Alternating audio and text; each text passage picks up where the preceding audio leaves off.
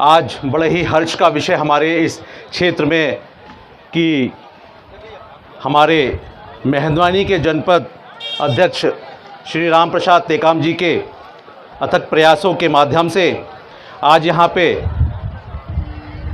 बाबा साहब जी का मूर्ति का अनावरण हुआ है। इसमें जितने भी यहाँ पे इस क्षेत्र के सरपंच और जितने भी साथीगण हैं, उन सभी ने भी इसमें जो सहयोग दिया उनको भी मैं नमन करता हूँ। और जिस तरीके से हम यहाँ पर सब आज इस हर्षोल्लास के विषय में इकट्ठे हुए हैं, मैं ये बताना चाहूँगा कि हमारे पूर्व वक्ताओं ने काफ़ी अच्छी बातें रखी हुई हैं और बहुत सारे संविधान की धाराओं को, उपधाराओं को अपने अपने लहजे में उन्होंने बताया है। मैं बताना चाहूँगा जिस तरीके से अभी हरी मरावी जी ने यहाँ पे संविधान के ज्ञान के बारे में बताया, मैं उनका समर्थन करता हूँ।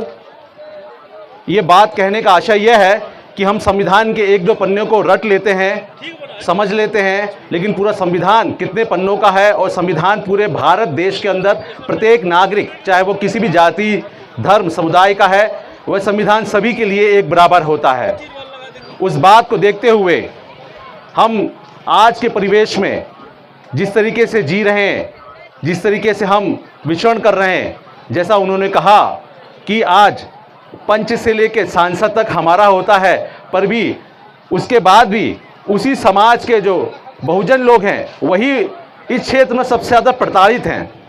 मैं आपको बताना चाहूँगा, कुछ समय पहले हमने एक संगोष्ठी की थी युवाओं के साथ में, हमारे जनजाति युवाओं के साथ में।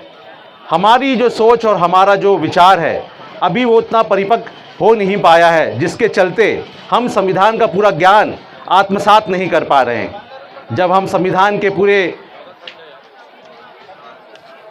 कंडिकाओं को, सारे धाराओं को और संविधान किस लिए बनाया गया है, अगर हम उसको आत्मसात करेंगे तो हम समझ पाएंगे कि हमारी लड़ाई हमारे स्वयं से है।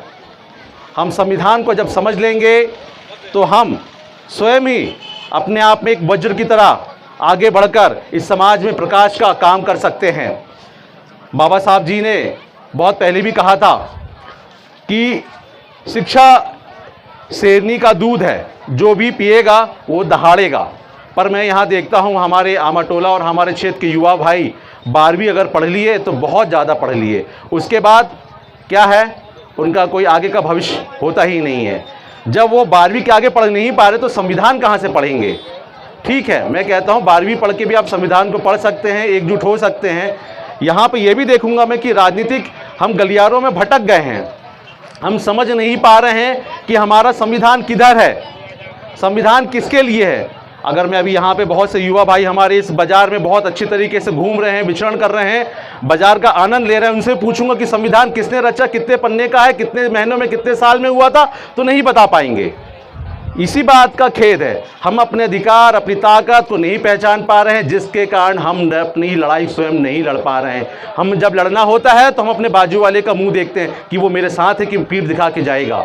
दिक्कत यहाँ पे है, हम एकजुट नहीं हो पाते। जैसे आप हमारे पूर्व वक्त हरी मरावी जी ने बताया था कि जो कुर्मी समाज है उनके प्रतिनिधित्व के लोग पूरे एकजुट होकर उन्होंने अपनी लड़ाई लड़ी और वो जीत गए।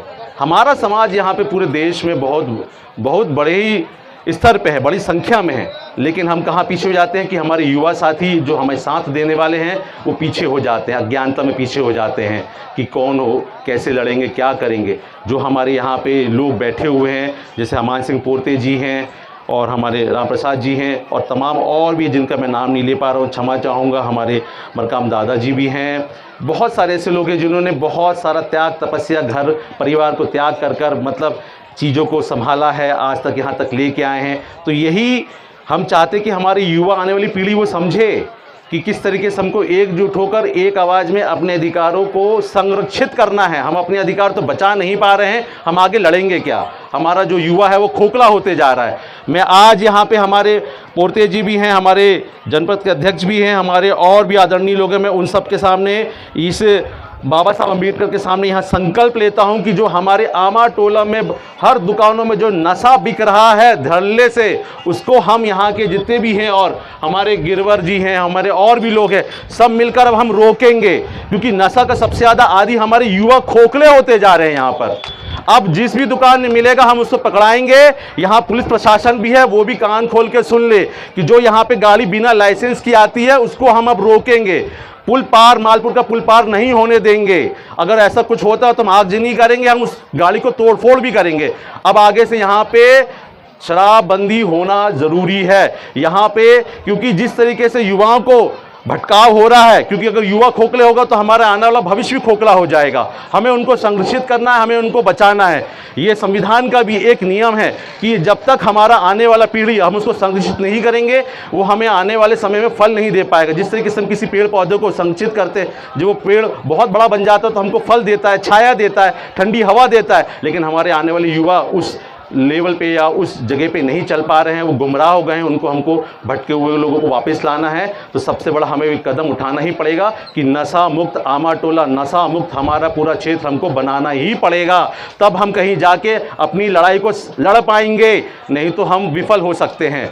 इसी बातों के साथ मैं अपनी वाणी को यहीं विराम करता हूं और आयोजक जो भी मंडल हैं, यहाँ पे जो भी सदस्य हैं, हमारे युवा साथी भाई, उन सबको धन्यवाद देता हूं कि आपने मुझे मंच में ये स्थान दिया कि मैं अपनी बात आप सबके सामने रख पाऊँ। जय शिवा।